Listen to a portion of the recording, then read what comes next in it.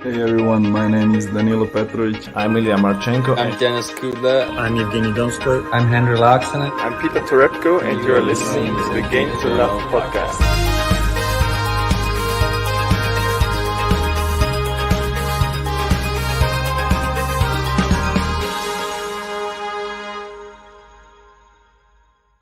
I'm going to just jump straight to it then. I think Rafael Nadal is going to win this year's Australian Open. It's going to be Daniel Medvedev. I think he came close last year. He won the US Open on hard court. And that's what I think. I think Daniel Medvedev turned the corner in Grand Slams now. I don't know how he's going to beat Medvedev in that final, but I'm going to be cheering him on. If he's there, I want to be full guns blazing supporting him. But let's go Rafa, let's get 21.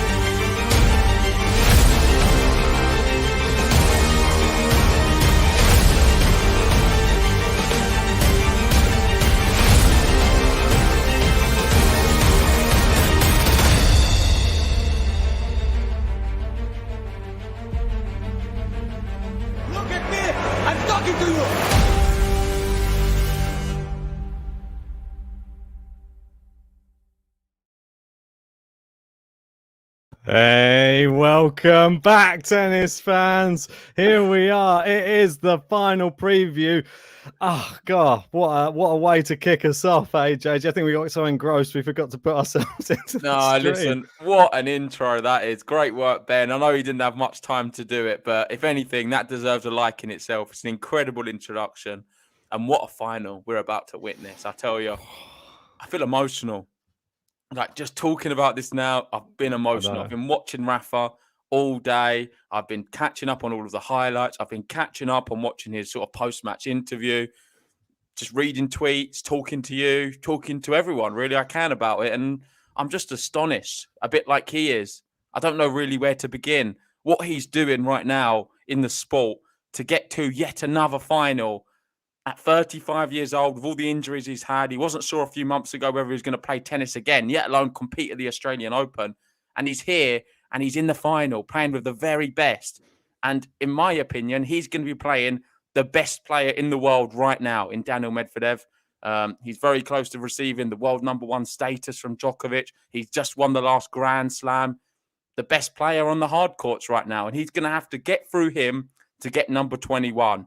And well, rule him out at your own peril, because he just keeps amazing time and time again. He does something special, and you just can never, ever write this man off. We're talking now his 500th win on a hard court, his 6th Australian Open final, 29th Grand Slam final. He's going for 21. He's going for all of the titles you can think of at the Australian Open. I am so pumped. I just cannot wait. I know it's crazy because it's not even tomorrow. I've got to wait another night. We've got another 2 days in theory, but this final could live up to everything I could ever dream of. But I think he's an underdog. He's going to be really tough for him to get through Medvedev. I'm not delusional in that. I think he's going to really struggle. But yeah, enough of me waffling. How are you? Oh, well, I didn't know you was here.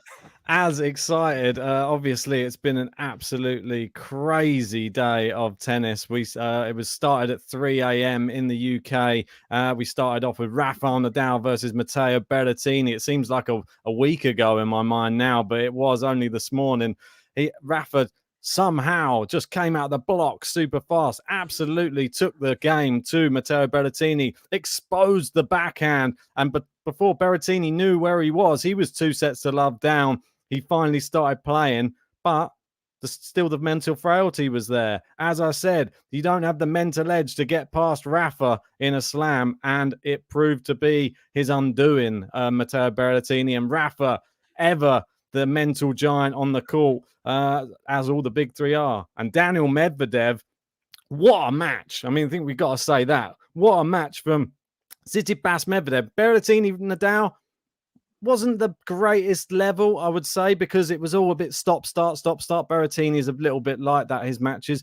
The Medvedev Tsitsipas match, incredible. Absolutely loved every second of it. It had back and forth, had a tie break. We didn't know which way that was going to go. Had Medvedev shouting at the umpire about the on-court coaching from Apostolos. Then he had, as John pointed out, the lady hiding next to where Apostolos was to try and like catch them out from doing the coaching during it. And then at the end, Medvedev just suddenly took over and absolutely looks like he is in hot form now going into the final. And all the Rafa fans were hoping for probably Steph to go through.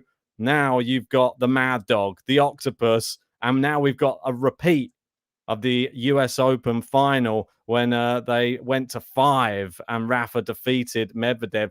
Will he get his revenge? Because we know when he played Djokovic in the first time he played him here in Australia last year, he lost straight sets. Played Djokovic again, beat him in straight sets. Played Rafa first time, lost in 5 sets. Does that mean Medvedev's going to beat him in 5 sets this time? I don't know. It's just a bit. I think he's leveling up now, Medvedev. That's all I'm saying. He's looking good, and he's looking like he could add his second slam title. Yeah, I mean, we will be giving our predictions towards the end of this video, so make sure you stay tuned right to the end. Right now, we're just going to talk about the matchup, and there's so many sort of narratives and storylines along the way. Yeah. I'm sort of repping more from a Rafa perspective. You're going to be doing Medvedev justice. But let's be honest, I'm not delusional at all. I understand Medvedev is the favourite. I think it's going to be a massive ask for Rafa to beat him. There's only so much willpower and fight and experience you can use against someone like Medvedev. The guy is inhuman at times. He's 6'7" or whatever he is, and he moves around like someone. He's just so agile. His movement's incredible. There's not a weakness in his game. He can serve better than anyone. It's just looking like a real impossible task ahead for anyone. I don't even think just Rafa. I think everyone really struggles, and that's why I find the Djokovic-Medvedev matchup so special, because it's such a tactical battle, and I'm not sure who's going to come out on top ever. Here, it doesn't seem like it's as even. I genuinely believe Medvedev is a heavier favourite than Nadal by some distance, and that's going to make it really difficult for me to watch, and especially doing a podcast, because I have to do it justice in terms of I'm here as a service for you guys covering the match.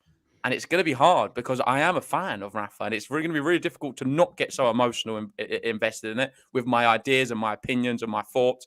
But I'll do my best.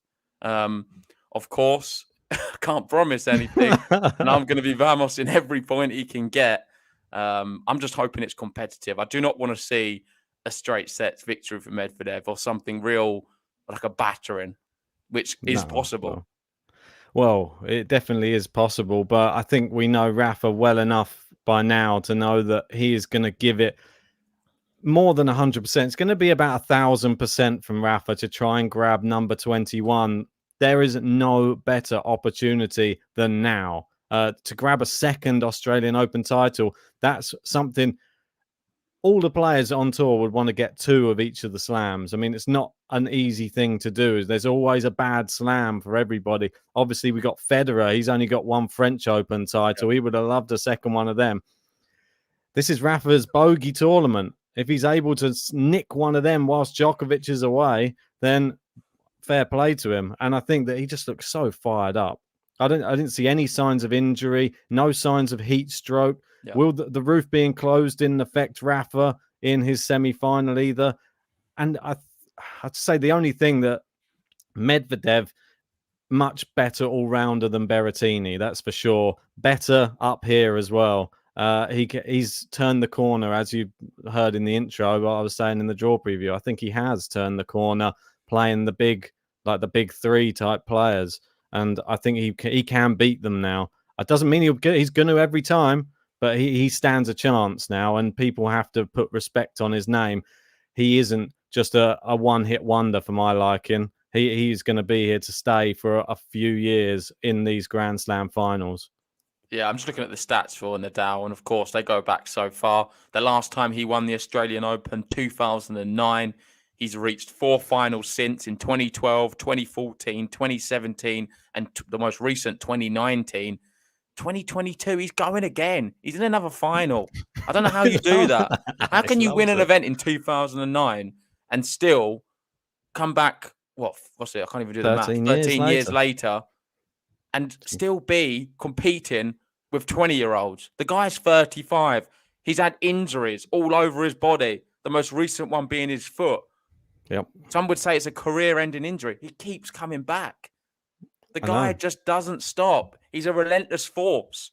You could argue one of the greatest sports people of all time, not just in tennis. No. He's a complete legend. Watching him come back from against Shapovalov in all of that adversity, when he really didn't have a right to win that match, he looked beaten, especially at the end of that fourth set. I didn't understand how he was able to move around. The guy had heat stroke, and he beat a young player playing the best tennis he's ever played. Yeah. It's phenomenal. It really is. Beating Beretini, one of the best servers. The only guy who knocks him out is Djokovic. Well, this guy's incredible. It's a that's what I was going to say. John says he's super consistent. I was going to say, speaking about Djokovic as well, I think watching that Shapovalov match, the Djokovic fans have surely got to see comparisons with their man in that match, because that was a guy who was under the cosh. He looked down and out. He looked like his body was giving up on him, and he pushed through adversity. And I don't think, even if you're a Rafa hater or if you're a Djokovic fan or anything, you can't help but respect that, because that was just pure heart, will, determination, and that all just comes from up here.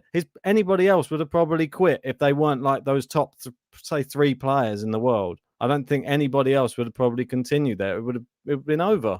And that's just a credit to Rafael Nadal. It just gave me another level of respect for the guy, just watching him do what he did. And then hearing he lost 4 kilos during the match as well due to the whole heat stroke incident. I thought it was amazing. I think it is amazing how he keeps coming back from injury after injury to then go back to the top of the sport. You see how many other people get injured and then they're never the same again. Rafa seems to somehow go back to Grand Slam final form again. And this is why I included in that intro, and I'm sure I saw somebody spotted it in the live chat. Tiger Woods, massive Rafael Nadal fan, and you see that in there, him giving like a big fist pump when Rafa was winning at the US Open. That's the respect he gets from the top echelon sports people around the world. That is the type of like mental fortitude he has. He's up there with the likes of Tiger Woods, those type of people, and they know that. They see it in him, and that's why he's a big fan favorite all around the world with other top sports people. That's for sure. Yeah, I heard a few people earlier suggesting who Novak Djokovic would want to win this match. And at first I thought, it's a bit silly. I don't understand why they're saying that. Of course they want Medvedev to win. But the reason they were saying that is because ultimately Medvedev wins, Djokovic is likely to lose his number 1 status. Nadal wins, he goes leading the slam race with 21 slams. But really, I've got to look at this point of their careers. I don't think Djokovic cares so much about the number 1 status. No. If I'm honest, the big one is the slam race now. That's where all the focus is. Let's be honest. Most definitely. And as much as it's a nice achievement for Medvedev to get another slam and number 1 status, brilliant for him. Yeah. I don't think, if I'm honest, Djokovic will be, that's a relief. I think he'll be pretty pleased. Yeah, and if anything, him losing to Medvedev in the last slam final, it would probably be nice if he shows that he can beat Rafa as well. So that it's not just him he's lost to in a slam final, it's Rafa as well. I'm sure everybody likes those sort of tennis maths just to make sure that they're not behind in the sort of the pecking order, so to speak, in slam finals. But should we bring the tweets up? I know we haven't been there's so much to talk about, but let's have a look. These are the 2 men in the final, Australian Open 2022. Who wins? There was probably a few people who did call this final. It's not the craziest. I think the most popular one was Zverev Medvedev. This may be a second favourite one. I'm not sure. I've not looked at all the statistics. Not many people thought Nadal could do it. I think a lot of fans picked him. I picked him for one. I wasn't completely convinced. I thought the Aslan match would have been tough. Didn't have to face him. I thought the Kokkinakis match would have been tough. Didn't have to face him. I thought the Zverev match would have been even tougher. Didn't have to face him as well. So let's be honest. Nadal has been given a hand with some of the opponents he's had to play, I wouldn't have fancied the alternative solutions. But you can only beat what's put in front of you. Them guys went out. So in theory, he played someone who's just knocked out, who's supposedly going to be the big threat. So we can't look too much into that. This is the final. Daniel Medvedev, a bit about him. I keep saying it. He's the best player in the world right now. I think it's going to be so tough for Rafa to match him for intensity. I can't think of a concrete tactic right now for Nadal. I'm not sure what I could suggest he does to Medvedev. There's nothing really I can think of what I know works. It's just a really tough situation. I'm sure he has better insight than what we do. Do you go to the backhand? Probably not. Do you keep the rallies long? Probably not. Do you play really aggressive? I'm not sure. Do you go to serve volley? Listen, I'm all down to hear someone's opinion in the chat. Maybe John or other people, or listening to what he has to say, or even yourself. I'm not sure what I suggest Rafael Nadal does to beat Medvedev. I think he's going to need a slice of fortune. He's going to need Medvedev to not be 100% at his game. And then we need Rafa to play his very best. He needs to be firing. I think maybe on the front foot. He doesn't want us play in the long rallies. But what we've seen now is probably the most aggressive Daniel Medvedev. When he first come on the tour, and probably when they last played, Medvedev was happy to stay in a rally. He was a pretty defensive player. He keeps the ball going. A bit of a Batista Agut style player. With the weapons, a few more weapons than Agut. Oh, yeah. However, now we're seeing a little bit more of an aggressive version of him. What he did to Tsitsipas today was ruthless. Like, I don't understand. Really the match was so close. Tsitsipas looked a better player for a large spell. And then you clicked your fingers. In about 3 minutes, you find himself up 5-1 in the fourth set. It happened so quick. Yeah, I know. It's like a ruthless spirit. It's something which a champion does. And that's what really worries me, man. I'll tell you what, the best thing that I saw today from Daniel Medvedev, and it's probably not something that has been spoken about enough because everyone was talking about how well he played and what a great match it was. After watching the post-match press conference that he had, and where he was like very apologetic, he was I did go and apologize to the umpires. I just lose my head. I don't know where I am on the court when these things happen. I just react and it just goes a bit crazy. So at least he can admit his faults as well. But I thought the real key thing is, he said, I know in previous matches when I've had these outbursts that I've let it get to me so much that it affects how I play my tennis and I lose the match. And then in this match, all I was going to make sure I said to the umpire was, this is a code violation. Please, can you just pick up on this and deal with it so I don't have to speak about it again? And then so they did it. And then they got that lady to come out. And then so it was sorted. He didn't have to speak about it again. And that was the key. It didn't affect his tennis. He started playing even better after that. He completely switched back to tennis mode and looked incredible. So I think that he has come on leaps and bounds from the Medvedev, who is the one who kicks a camera down. And that was only last year. He was kicking a camera over, hitting his hand. Though, Ben, I think Tsitsipas said it in his presser. He feels that Medvedev does this in an attempt to unsettle the opposition.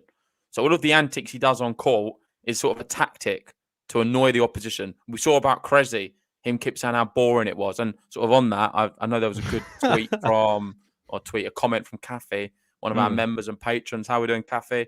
Saying, getting to the net against Medvedev is important. Cressy annoyed the crap out of him. Yeah. Yeah, he did. No, it is a good tactic. It may be a tactic of Medvedev to sort of throw these tantrums, to sort of unsettle the opposition. Will it work against Rafa? I don't think it will, if I'm honest. I'm not sure if that is the most sensible thing to do.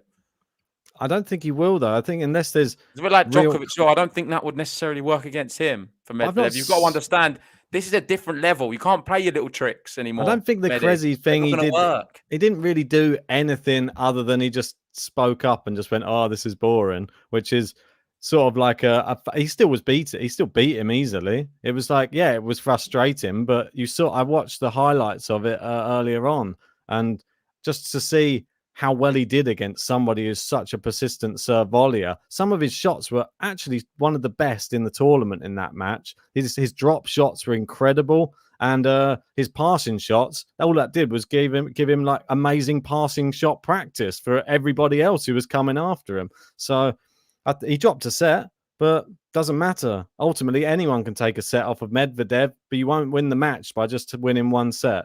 And Exactly. that's the key. Kyrgios took a set, didn't win the match. Tsitsipas took a set, didn't win the match. You're going to have to win much. Even to get two is tough. Felix got two, still didn't win the match. You have to win that third one. You have to really try hard to win a match against Daniel Medvedev in a Grand Slam. And that's why he's moving towards greatness right now. Yeah, I think the biggest thing we've not even considered yet is the fitness levels and fatigue. Rafa, let's be honest, he doesn't seem to have the fitness levels he once did at all. And he struggles after a second set. I think Grand Slam tennis, being best of 5, is always going to trouble him now. Sort of from 2019 onwards, sort of post-pandemic. I don't think we've ever seen him really compete in a best of 5 scenario and look threatening the whole time. There's always weaknesses the longer a match goes on.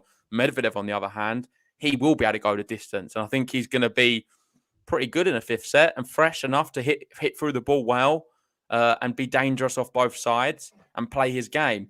That's a big fear for me. Rafa, I feel, I know it sounds silly, the only way he maybe could win this one is in 3 sets.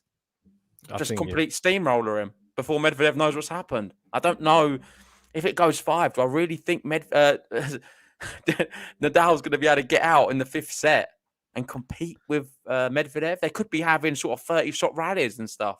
More exactly, and I think that's the key thing that you're sort of hitting the nail on the head there. I was saying it before the tournament. I thought for Rafa to go deep in this tournament, he needed to win pretty much every match in straight sets. Obviously, the Chapeau one wasn't. That's taken a little bit of energy off the lifeline, let's say, for the whole tournament. He's actually played the same amount of time on court, nearly exactly as Daniel Medvedev, which is crazy. But Medvedev, much younger, much fitter, and you think he gets stronger, I'd say, as the match goes on, Medvedev, Right. whereas Nadal gets... Around the 3rd set is where Medvedev starts to turn matches around, whereas it's where Nadal starts fading in most matches. Like we've seen Khachanov lost a set, Chapeau lost 2 sets, and we saw it with Tsitsipas last year. Lost from 2 sets to love up. That 3rd set, so pivotal. Even Beretini, he was 2 sets up, then lost the next one. There you go. We've got Gary in saying, I'm married to a Russian. With some of them, when you look into their eyes, you know you're not going to win. Daniel has that look. Yeah. I think he looks calm on the court as well. And that's even when he's 2 sets to love down. Did he look calm today? When he's not at the changeovers, he does look quite calm. But when he's at the there's a lot of words I could describe Medvedev. I'm not sure if calm was one of them. But there's part of me I know that's what like you mean. On the court, it does. Yeah. I think it's like, well, I think you said it. Like when he was 2 sets to love down, you're not worried. Like there's not an error, and it's the same thing that I've always felt when you're watching someone like Rafa over the last, like, say, 15 years, or Novak or Roger. When they're 2 sets to love down, they're still the favourite on the bookies because they know how good they are and how they know that they're going to be able to last 5 sets and they're going to be able to come back. I think he's like that now, but he's never out of a match ever. You say that though, he had to save match point against Felix. Felix had so many opportunities. I saw a picture the other day of like 4 moments in that match where he basically would have lost the match and been out. Oh, yeah. So he was very close to going out. You'd think Nadal, if he's presented with that same opportunity and he's 2 sets up and he has an opportunity of a match point or he's really close to the wire, I think he's going to have a little bit extra than Felix to get it over the line. Just something a bit different, some wow factor, just some big winner, which only he can do. A nice Lesu forehand or something cross court, which just blows all our minds. I flip my laptop up in the air. He's just got something, you know what I mean? I think we've got one thing. We've got Kathy here saying he admitted that JG he's not 21 anymore. So the signs in the stadium said, "You aren't 21, but let's get 21." I like it. It's a very good. Well, at least he acknowledges. He knows his limits as well, Rafa. He's not stupid. Come on. There's part of me that just thinks we've seen it many times when the big 3 go down, and if they've had a match point against them in matches, like when do we see Roger? How many match points was he down against Tennis Sangren and against can't remember the other one, but that one he had facing lots of. You still don't worry because you know he has the ability to come back, and that was how I sort of felt with Medvedev, there was always like an air like, I've got a feeling that he's going to be more comfortable in this point than Felix is going to be comfortable. He's still going to play his tennis. He might even rain down aces and he might do those type of things. And that is the sign of a champion for me. I think that he's got that in abundance now. We've got David Tran asking, if Nadal wins on Sunday, is this Nadal's best Grand Slam victory? Good question. No. I think it is. I genuinely think it is. I think it is. I think you need to understand the significance of it, Ben. The guy's close to retiring. He wasn't sure if he was going to play tennis again. He's come back out and he's won a Grand Slam. For me, that is the greatest Grand Slam victory. On top of that, it's number 21. On top of that, it's on his worst surface. On top of that, it's his worst slam. It's incredible. It is the greatest story ever. It would be the biggest victory. It might not necessarily be my favourite victory. I love watching it roll on Garros. There's no secret in it. I want to see him sliding around the clay and playing a higher level of tennis. But if he's able to come through here and beat these guys and win this one, that's the greatest victory for me. For me, I don't think any greater victory for Rafa than it can be going through a whole tournament without dropping a set and then just like destroying Djokovic in the final in straight sets. I mean, that type of performance in a Grand Slam, and that is still after injuries as well. He's still carrying injuries. He still wasn't at his best. It was played in October as well, the Grand Slam. It was played in the cold and with the roof closed. He still turned up and absolutely destroyed everybody. It was, for me, that was one of his best ever slam wins because that's still so late in his career. And he did it. And look at what Djokovic did to him at last year's Roland Garros. Yeah. See, that was nearly the same person that he played the time before. Djokovic obviously made adjustments, but didn't he bagel him in the final? I mean, it's just like that level is just ridiculous to me. And he played, and there's always going to be people saying, "Oh no, but Djokovic wasn't in this tournament. Oh, Zverev didn't get through. He didn't have to play anyone big." For that one, he played everybody who was put in front of him and completely cleaned them out. And it was just like, well, yeah, just total quickly domination. On Zverev, it does frustrate me slightly. The guy has not beaten a single player, a single top 10 player in a Grand Slam yet. He's 0-10, is that right, or something ridiculous? Is it 0-7 or 0-10? 0-10, I heard. But yeah, which is ridiculous. So let's just calm down, everyone, about Sasha Zverev. Brilliant player, but he's not shown it yet in the Grand Slams. Yet to beat a top 10 player. Come on, that's not good enough. No. Let's move through the tweets anyway, because I know we're taking some time. Yes, this one's a big one, obviously, because as we're talking about the stadium, talking about the people, the crowds being, or the signs being held up, there's going to be more people with more signs being held up. 0-11, Zverev, by the way. Oh, it's changed. It's gone up. So we got the crowd lifted to 80% capacity for the remaining Australian Open finals. It takes it to about 11,800. Fantastic to hear that. That's going to be rocking that stadium. Amazing. It's just amazing news. Let's be honest. We want as many people there as possible. Can you just put the enter giveaway thing below me? Oh, yeah.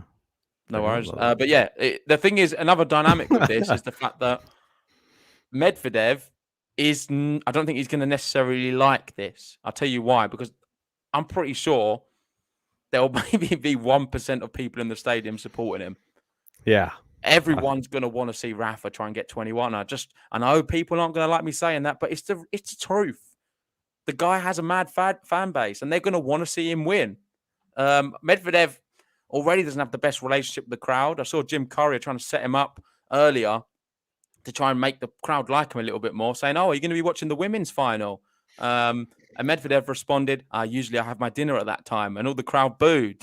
Then he went, "I'll watch it on my phone." He goes, "I'll watch it on my phone," and they was like, "Yeah," but he doesn't really help himself. But I think he does it on purpose. I think he does it. But let's be honest, the crowd will be supporting him. So these extra, however many, so lifted to 80%, is all going to be probably more Rafa support and more people to get under the skin of Daniel Medvedev. Whether that affects him or not is another matter. And don't forget, obviously, one of his post-match interviews, he came out and he said, obviously, we've heard the boos for Novak, and he was the one who brought them. What would Novak do? It was one of his sayings in the post-match. And That's going to have riled up the crowd as well. He's already quoting Novak as somebody to follow. And I think that's just going to push everybody onto Nadal's side in the final. Every viewer against. One thing to consider, as Garner says here, if I feel Medvedev gets pumped up when the crowd's against him, it might help him. Well, yeah, it could.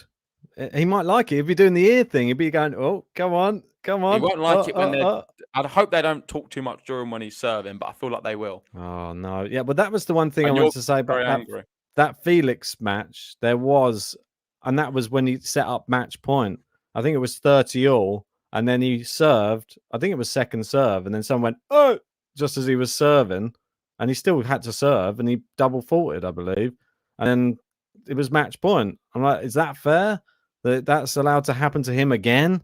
That wherever he goes, there's people just shouting out during his service action. It's happened to quite a few times in Australia.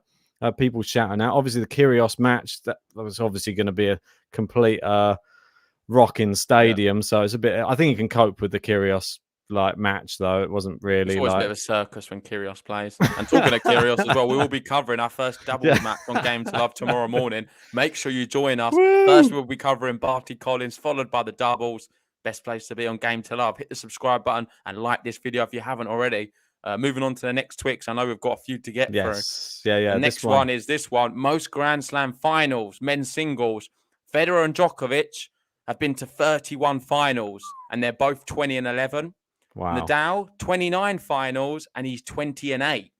Ooh. So if he has to win here, he'd go 21 and 8 out of 30, which is pretty impressive, and would have a better percentage than in finals over Federer and Djokovic. Yeah, and you got the women's down there as well, just for good measure. Looks like the best one there is Margaret Court, who's 24 and 5. That's a pretty formidable record in Grand Slam finals, isn't it? I think losing 5. Yeah, that's pretty crazy. I always find it crazy how Serena Williams has been to 33 finals.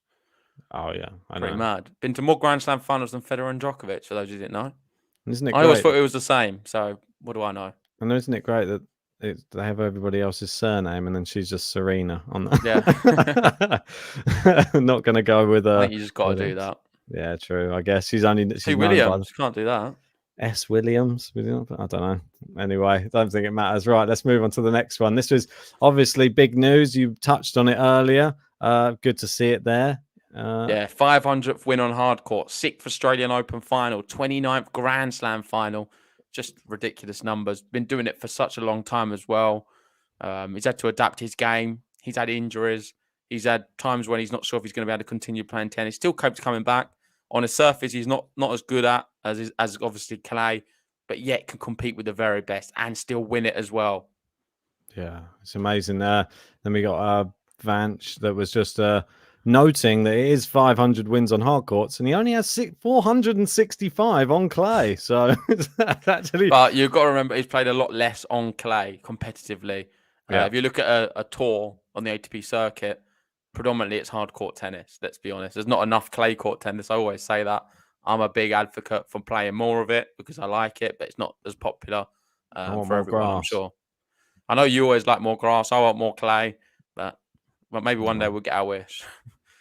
Right, this one. Do you want to read this one out quickly? Yeah, just before we do, Eddie here, one of our newest members, saying Rafa has played less majors and yet he still has 20. Yeah, which is great. We've got Jamie, another member, in saying, imagine if Nadal only had half the amount of injuries. Well, that's the key thing I think that everybody forgets as well with Rafa. I've been through it once already and shown my respect, and I've said it umpteen times.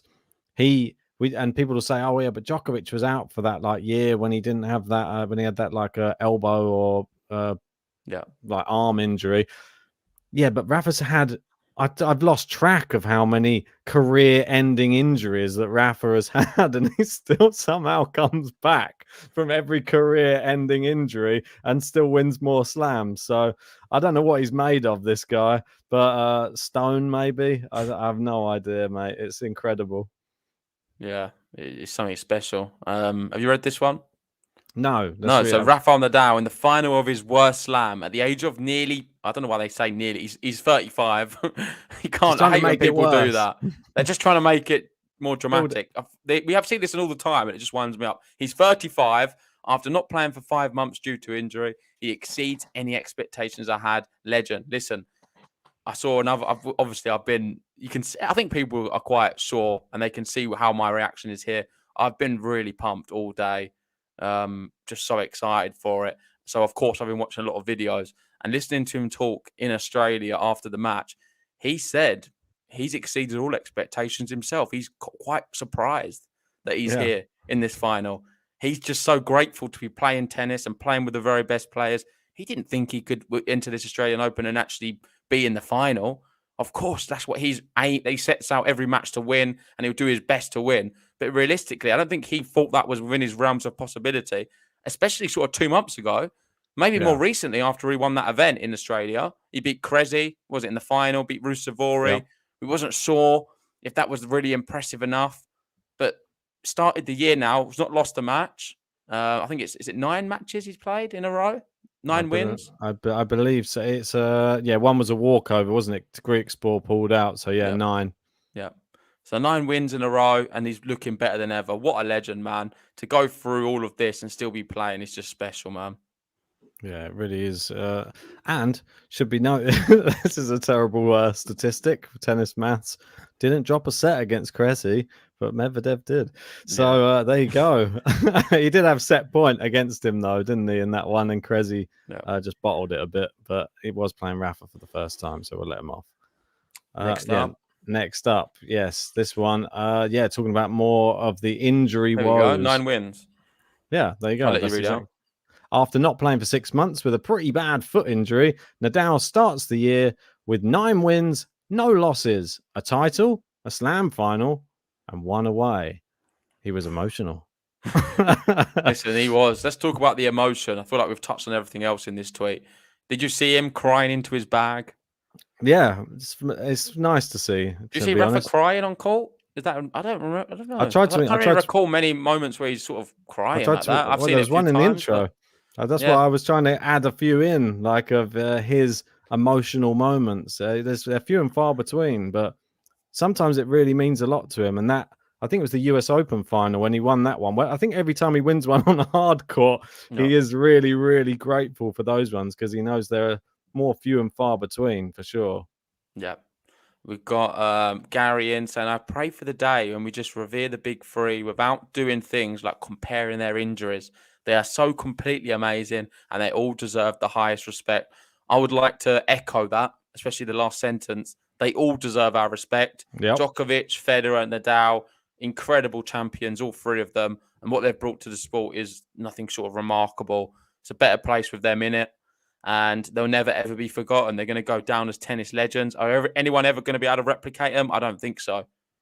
But you never know. Who knows? Yeah, maybe in 100 years. I feel like you can all have your favourites, but you've got to always say that you respect them all. Because if you don't, you're losing the values of tennis and you're using the value of sport because they deserve respect. They've earned respect, all 3 of them. Oh, I love it just because they all bring something like completely different. They're all a different style. So you can all kind of vibe with what style fits you. Exactly. There's a lot of people like the gliding around the court of Federer. Some people like just the furious passion of Rafa and the Vamoses. And then a lot of people just love Djokovic's grit, determination, flexibility, and just how he's the 5th set endurance mental giant. As well. That he can just go the longest out of everybody and break players. It's incredible. All of them. Throw Murray in there as well. No, Murray don't quite make it, mate. I'm joking. Let's move on to the next one. Right. This one, Not many Medvedev, is there? No, well, he hasn't been playing as long. I don't know if you knew that. So I think this tweet was before we didn't know who was going to be, but Nadal 4-1 versus Tsitsipas on hard courts and a favourable head-to-head against Medvedev as well, 3-1. Do you read anything into that? Because I don't. I think we always have Troy in the live chat, and he's always saying, don't look into their previous matches. And in this situation, I agree. Yeah. Not all of them I agree, but this one I do.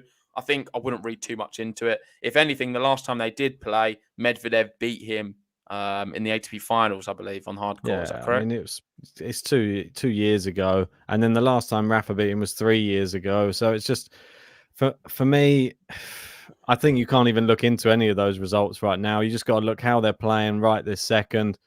Both are playing well. Yeah. Best man will win on the day, and that's all you can really say about it. I don't think you can say, "Oh, well, Medvedev's definitely going to win because he beat him in 2020." Means nothing right now. He's going to step out there in his what would be his 4th Grand Slam final, up against somebody who's going to be in his 30th Grand Slam final, and will probably hold the nerves slightly better than Daniel Medvedev. So, can Medvedev get through those first set and a half, 2 sets? And stay in with Rafa, because I'm sure Rafa's going to go like the clappers from the off. It might start fast. I agree. Let's move on. Right. Because we've not even done our predictions yet. We will be doing, for people just joining, we will be doing predictions towards the end of the video. Let's just move through these last tweets.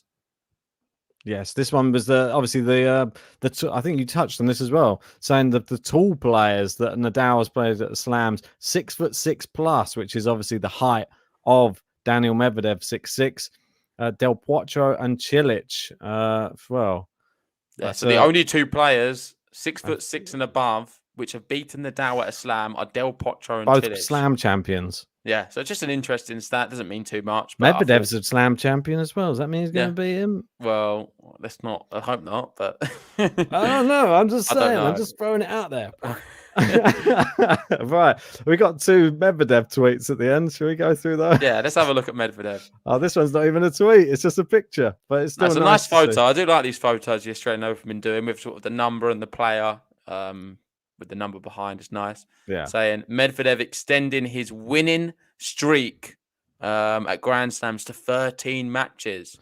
Yeah, fantastic. And that one thing that we were speaking about, obviously, in the match with Tsitsipas earlier, there was people telling us in the live chat that he would be like the first person, I think it was in the Open era, to after winning their first Grand Slam, to then win the next Grand Slam. And that doesn't include people who have missed a Grand Slam, by the way, like people like who have just like skipped one.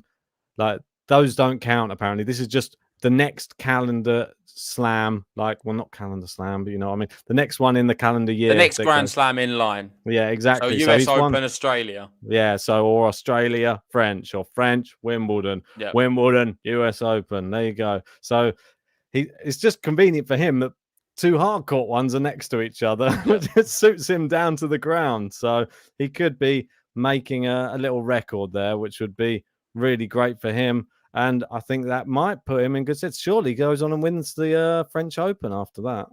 What, Medvedev? I'm joking. Steady on. I think he'll be lucky to get a few sets together there. No, he looked better last year at Roland Garros. But let's save our thoughts of that for another podcast. I'm sure we've got plenty of time to talk about Medvedev's clay court form. On this one, let's move on to the last tweet before we give our predictions. Here it is. And this Jose. one is... well, this is just what he said. I thought it was quite funny. He said, "What is funny is that I'm going to play again. Someone who's going for the 21st Grand Slam.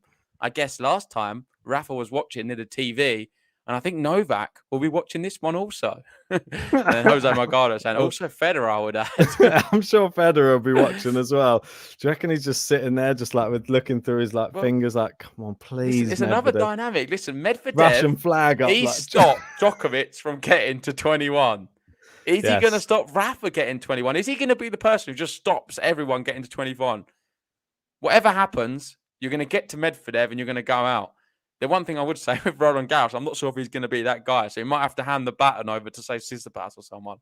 It could have been him at Wimbledon if he not lost to Hubie Hurkacz, wasn't that right?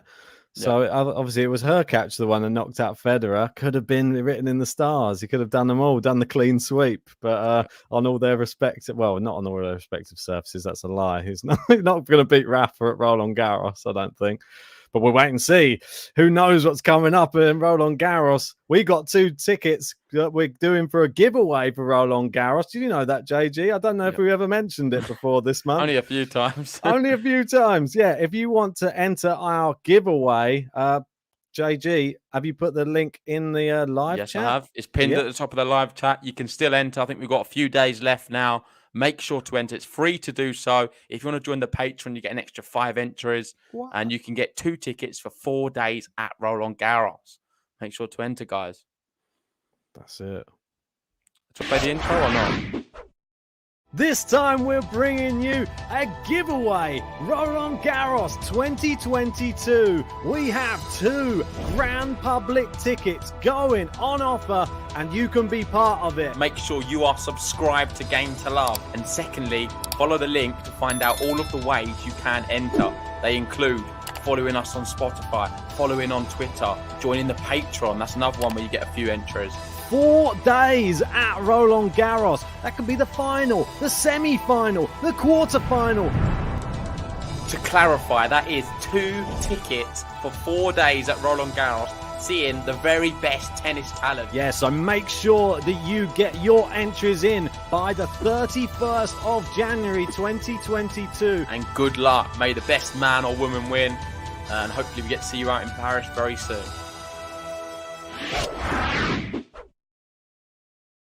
Yeah, make sure you enter that giveaway, guys. Great opportunity. One last thing I do want to talk about as well is something what's happened a lot to me recently. So I've not really spoke to you, Ben, about this, but since Rafa's got to the final, you'll be surprised how many messages I've received from friends who don't watch tennis, my girlfriend, other people, asking me about Rafael Nadal. And there's so many people, who have kind of, even people who watched a little bit of tennis, and they're like, what? I understand why you really like him. I feel that connection to him as well. And I think he comes across so well in his interviews and the way he plays that he has converted even more fans just this Australian Open. And I wanted to share that story because I have had a few people sort of message me and speak to me about it. And I think it's quite special. Getting more people into tennis. Ultimately, this guy's not going to be around for long playing tennis. Exactly. So if they can stay in the sport and support some of the new breed coming through, the likes of a Carlos Alcaraz or other players as well, that will be special. Hopefully, what he's doing right now is raising the profile of the game. He really is. I've had exactly the same. I've had friends who don't really speak about tennis that often, maybe only when a Grand Slam would come around. And now they've been messaging me at the early hours during these 4 a.m. matches. They've been staying up as well to watch Rafael Nadal. And this crazy, because I'd been throwing it out there that this was going to be a tournament for the big servers, they're just messaging me just to say, Rafa's still in. Rafa's doing it. Look at him go through. So fair play to them. They're enjoying the tournaments. And if you're a Rafa fan, this is well worth staying up for. That's for sure. Definitely. But we need to give our predictions. This is the main thing that we're coming down to. We're boiling down to the predictions. But I think first we should get something played just to get your juices flowing. Let's have that intro again, JG. I'm going to just jump straight to it then. I think Rafael Nadal is going to win this year's Australian Open. It's going to be Daniel Medvedev. I think he came close last year. He won the US Open on hard court. And that's what I think. I think Daniel Medvedev turned the corner in Grand Slams now. I don't know how he's going to beat Medvedev in that final, but I'm going to be cheering him on. If he's there, I want to be full guns blazing supporting him. But let's go Rafa, let's get 21.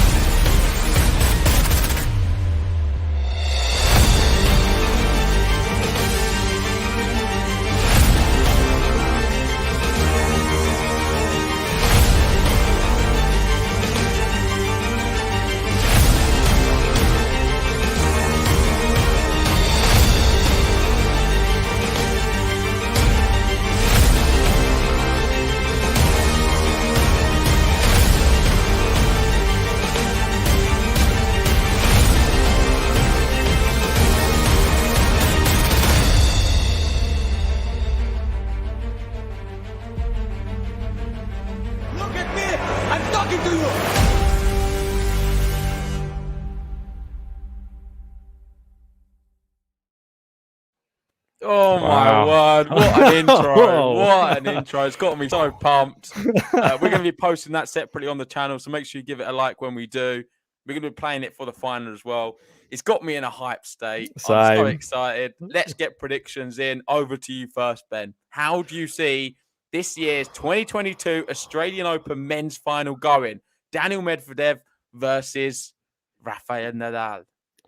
Right, I'm going to take you all the way through how I see this final going. They come out onto court. There's, I'd say, 85% to 90% crowd on the side of Rafael Nadal, cheering him on to his 21st Grand Slam. The signs are up in the crowd. He comes out. He's looking pumped. He starts sprinting around the baseline, ready to start this off. Medvedev looks nervous. He comes out. This is the first time he's played Rafa in a Grand Slam final since he lost at the US Open in 2019. Rafa comes out the blocks quickly. He grabs the first set. I think he's going to grab the first two sets. Oh, but then no, it's all going to go. Don't say it, Ben. It's all going to go crazy because the mad dog, the octopus, is going to turn up. It's like I said, JG. Djokovic beat him 3-love on the first time. He beat Djokovic 3-love on the second time. Rafa beat him in 5 sets on the first time. Medvedev's going to beat Rafa in 5 on the second time. Oh, no. That is like one of the most devastating losses as well because it gives you hope. I feel like any loss where there's hope is just always a lot more painful. Yeah. In terms of my prediction, I'm not sure. I've not thought about it until this very moment. I've been trying to think. Listen, I think it's a massive, massive push for Rafa. Medvedev's going to be the favourite. I just find it hard to really think Nadal can do it. I know in the bracket, I said I want to be for all guns blazing. I think that's the words I used. So that's why I'm going to have to still, even now, go for Rafa to win. I can't predict a Medvedev win. And there is something in me which thinks he may surprise a lot of people. He always seems to be able to do it. And I'm talking to you. I'm talking to John as well. I know you had him all the way down in sort of 9th or 7th in your end-of-year predictions. Yeah. We had John talking earlier saying he's not going to win this. John's had him going out every single round, I think, for the Australian Open. Biggest Rafa fan. Biggest Rafa fan going. But the way I'm looking at it is this. I think Rafa is going to do something special yet again. I'm not sure how. And if in terms of sets, I think it could go a bit like this. I think he's going to take the first set and he could then lose the second set and tie it up. And Medvedev may get a little bit complacent going into that third set. He's going to lose it on a tie break. It's going to be very close. It's going to be a third set tie break. Knife edge stuff. We're not sure which way it's going to go. Maybe Medvedev could have some set points on it. Rafa takes it, and then he's going to take the fourth as well. I think if it goes 5, Medvedev beats him. And that's why I'm going Rafa to win this year's Australian Open and get number 21 in 4 sets. Vamos. Vamos.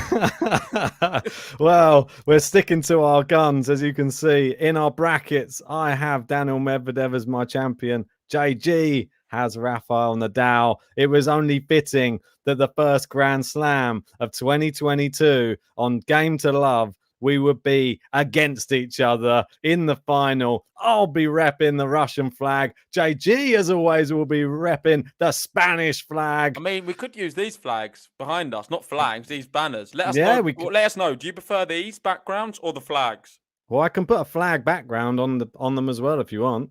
Well, we'll have a little think. Well, let us know in the live chat what you think, guys, and give us your predictions. We've got Jamie in saying straight sets for Rafa. We've got Rosendo going Rafa and 21.